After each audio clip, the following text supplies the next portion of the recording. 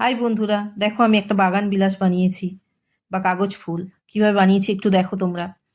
প্রথমে এই জিনিসগুলো নিয়েছি, তারপরে এগুলো কেটে সরু এক ধরনের পিন পাওয়া যায় সেটা দিয়েছি। তারপর সেটা দুদিক থেকে এইভাবে আটকেছি। তারপর আটকানোর পর একটা ফুলের মোটিভ করেছি, দিয়ে সেইভাবে কেটেছি।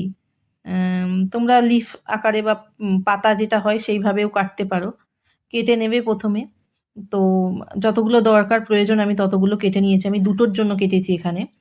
তারপর একটা গোল্ডেন বা ইয়েলো কালার করেছি এটাতে। তো সব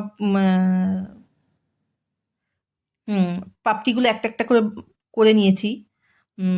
তো এটা করছি একটা পাতা, মানে ওই ফুলেরই পাতা করছি। এটা বড় করেছি। এটা দুদিক থেকে আটকেছি এবং তারপর কালার করছি। যেহেতু গাছের পাতা সেহেতু সবুজ রংটাই এখানে ভালো লাগবে, ওই জন্য এটাই করেছি। তো আমি অনেক কটা পাতা বানিয়ে নিয়েছি, এখানে একটাই দেখাচ্ছি তোমাদেরকে।